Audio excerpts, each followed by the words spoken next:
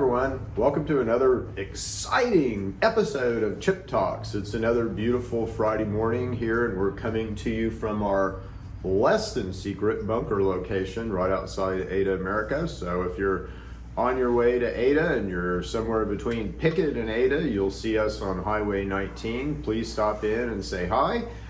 See what we do, see what we're all about. We'd love to have you in here. We will serve you some good food. We'll talk to you about your health. We can examine you and do all kinds of fun stuff. So please come by and see us. And if you ever want to come by and watch us do Chip Talks, then you're more than welcome to do that. We don't have any audience members here today other than Miss Cynthia Paul, but you're more than welcome to do that at any time.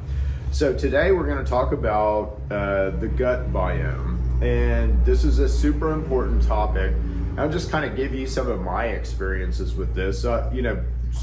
8 years ago, 10 years ago, if you would have come to me and said, "Hey Chip, you have all this bacteria in your body," I would have thought, "You're insane.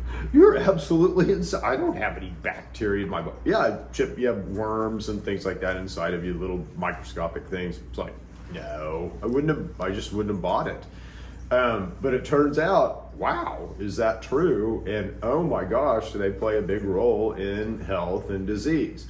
So we're going to talk a little bit about the gut biome and about kind of what goes on in there and how it relates back to the endocannabinoid system too. So it's, if you look at sort of, we're a sophisticated vehicle, right? Or at least this physical presence that I have here is a sophisticated vehicle. Well, no one ever gave me an owner's manual on how to run this vehicle. So, and again, it appears to all practical observations that everything that they tell us is wrong. Shouldn't be in the dang owner's manual, okay? So I'm trying to help us build a better owner's manual for this thing. So how does this thing work?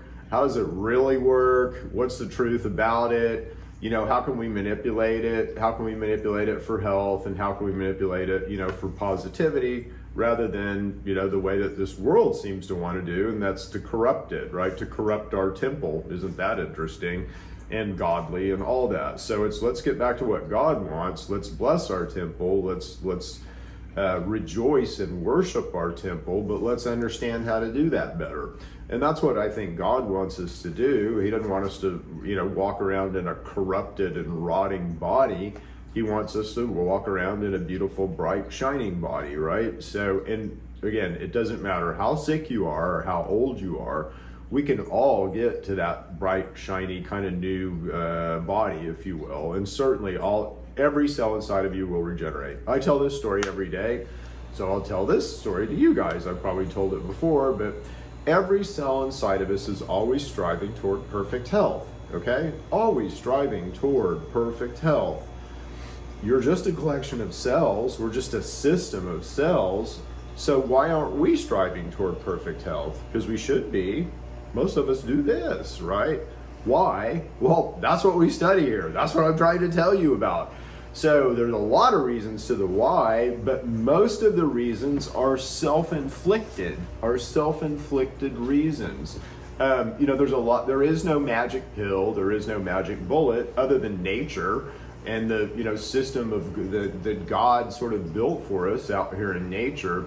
But that is our magic bullet, honestly. But it takes a tip to understand that. And we've got to kind of understand how that interfaces with us and how we can use nature and how we can kind of use it to help our health.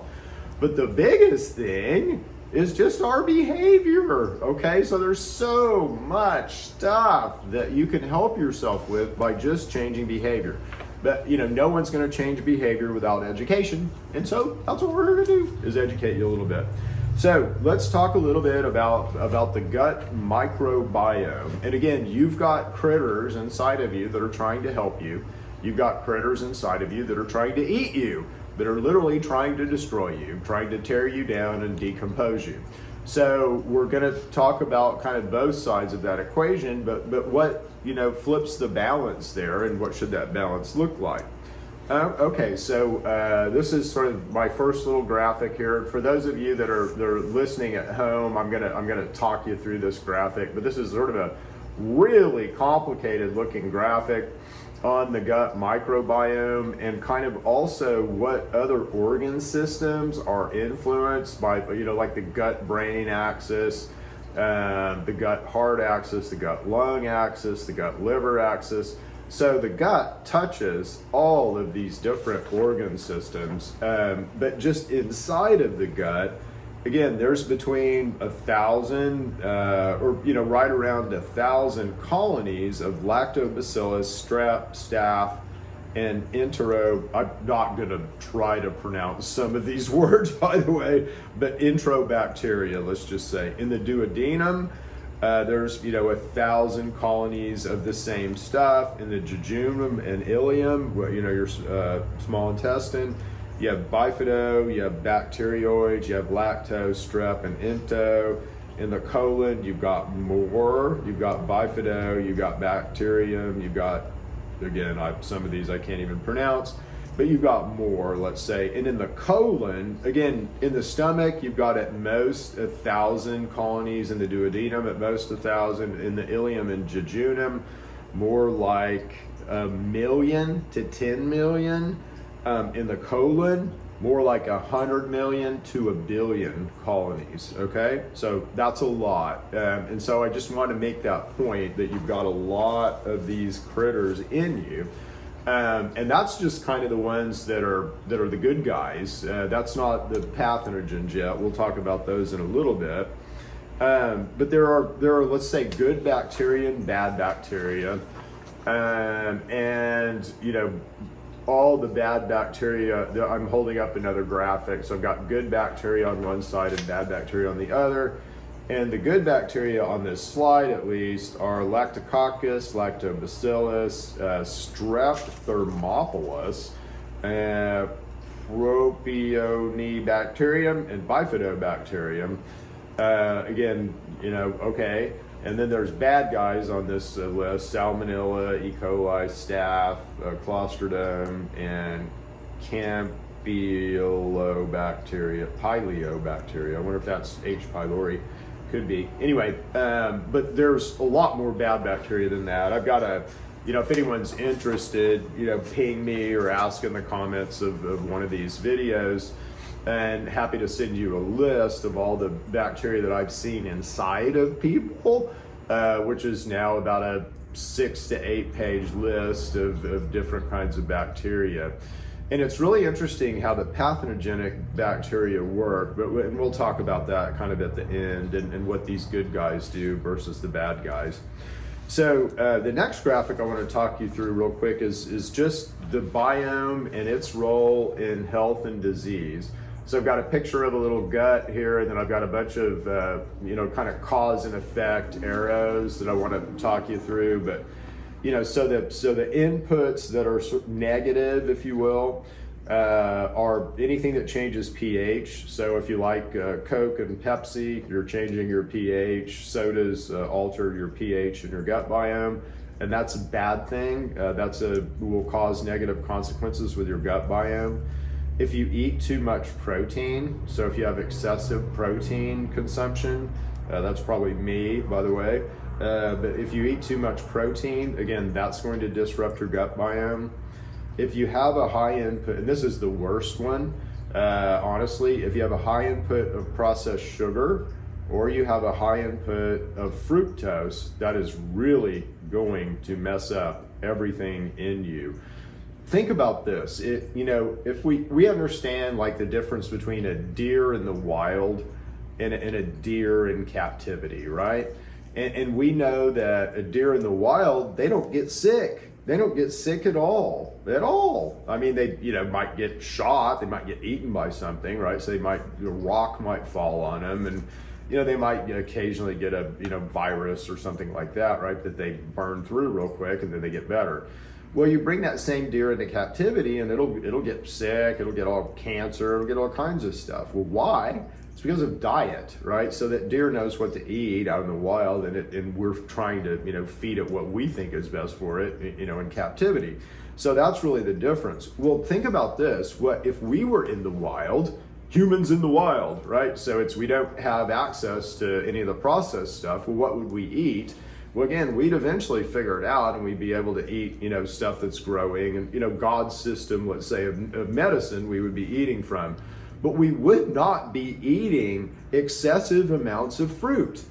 Fruit only grows, for a certain time of the year, right? Fruit's only accessible and you can't really store fruit. It goes bad, right? So you'd only be eating fruit about 2 or 3 weeks out of the year. Well, think about how much fruit we eat now, and I'm going to fructose and how bad this is, right? And fructose is in everything. So it's just like we're constantly consuming fruit all the time, and that's not good for us. We're not like, even though they want you to think we are like a monkey, we're not like a monkey. We cannot do that. You're not built that way, okay? The other thing, that you're built as a fat machine. So we're all built as this big fat machine, and I'll talk more about that in a second. But we're not built to just handle one kind of fat. And right now in our diet, we have a bunch of saturated fat. So that's another little input arrow in the graphic here, is saturated fatty acid intake if we're eating too much saturated fat. And then the other thing that will really mess up your gut biome is antibiotics. So that is a disruptor. And again, why? These bacteria, a lot of these bacteria that are in our gut microbiome and in our colon and in our digestive, they kind of hold back pathogens, all right? So we all get, if you touch your skin and go like this, you get exposed to all kinds of pathogens, believe me. So we're all exposed to all these pathogens all the time, and they get in us. They definitely get in us. By pathogens, I mean viruses, bacteria, funguses, parasites that are bad for you, that are going to hurt you. And we all get exposed to these all the time. And it depends on our immune system, which we talk a lot about with intermittent fasting, as to, how we can defend ourselves. But it's really all about our immune system, because we're going to get these guys in us, and it's just whether they take hold or not. So we need to understand our immune system, and we need to understand our immunity, and this gut biome is part of that, all right? So the gut biome will help us hold these guys back and basically keep them at bay and keep them neutralized, right? So you may have TB, you might have typhoid fever. I see typhoid fever in a lot of people, believe it or not. You might have typhoid fever, the bacteria that causes typhoid fever. You don't necessarily have typhoid fever. And I think it's a fungus, really. I can't remember. But anyway, you may have that guy. But that guy may be latent. So he may be just sitting there hanging out, and your gut microbiome is kind of holding him back. Well, guess what happens when you take antibiotics? You don't kill that bad guy. You kill all the good guys. They go away. And guess what that bad guy can do now? He can party. I mean, he can party on, Wayne, and that's what he does. Boom, he explodes. He takes off, and now you get sicker when you've taken antibiotics. And that's what happens to a lot of people. And that's why this is so important to understand. Again, what do you do in that? Chip, what do I do? I'm sick. I've got to have my antibiotics. Well, you go to nature. And again, there's so many good antibiotics in nature that are built to work with your biome, like oregano, like apple cider vinegar, okay? Apple cider vinegar, probably the most powerful antibiotic on the planet, all right? Okay, so this is another pretty important one. On the one side here, we have gut homeostasis, which means balance, so a balanced gut. And on the other side, we have dysbiosis, which means disbalance or disruption. So let me kind of talk you through this. And again, if you're listening at home and not looking at this, you've got a nice pretty slide on one side that's your balanced slide, and then on the other side, it's completely disrupted. Why? Well, what happens is you have got an antibody called IgA, okay? IgA is what helps protect your mucosal layer. There's lots of things that will mess with IgA, but if you don't have enough IgA, then you're unprotected. Your shields are down. You're gonna get things in you, and you're gonna begin to get bacteria that attach and get under your mucosal layer. When that happens, they're gonna pry open your gut junctions because they wanna get in your blood and they wanna move around, because that's what they do, right? So if I'm a bug, I wanna set up a little fort, I wanna protect myself, and then I wanna proliferate, I wanna move around, right? And how do I move around? Blood and lymph, blood and lymph. So again, I want to open up the gut junctions there, and I want to get in your blood system. And again, I want to defeat your immune response once I get in your blood system. So that's the way that these guys work, but they can't work if you've got proper IgA. How do you have proper IgA? Again, a non-disrupted gut biome.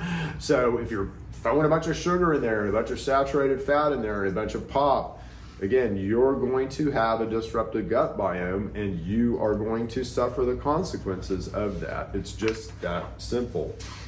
Okay, and again, everything can be in moderation, and there's lots of, I'm not trying to deny anyone their, good stuff, right? I remember I thermal imaged a guy, right? And this guy was pretty much addicted to, I can't remember what it was, Pepsi, I think. We'll go with Pepsi. It might have been Dr. Pepper. But he just drank it all the time. He drank it, he didn't drink water. He drank Pepsi or Dr. Pepper or whatever it was. And this guy was super sick and super inflamed, and he wouldn't stop drinking the pop. Oh, yeah, okay, it was Mountain Dew. My producer says it was Mountain Dew, and that's what it was. So, but anyway, it's, that's, if you want to really screw yourself up, drink a lot of pop. And again, I used to drink a lot of pop. I'm guilty as charged. So, all right. So this is a pretty complicated slide that I'm showing. I'm gonna walk you guys through this.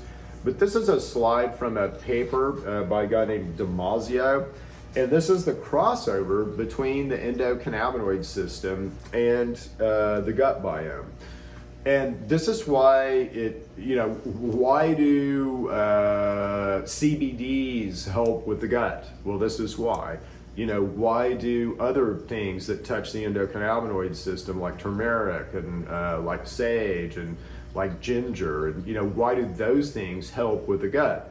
Well, this is why, is because of the endocannabinoid system's role in how you're regulated and how you regulate this whole soup of a gut biome. So let me tell you what happens, and this is so cool, and it's also so really godly, okay? It's just because we're a machine. Again, we're a really sophisticated, but also kind of simple and logical machine in the way that we work. So the way that we really work and what we're really designed to do is eat fat, all right? But it's got to be balanced fat. It can't just be saturated fat. You have to have monounsaturated fat, and you have to have polyunsaturated fats. And we do need some carbohydrates, but again, you're mainly a fat machine. So that's kind of the way that you run, because you're optimized around fat.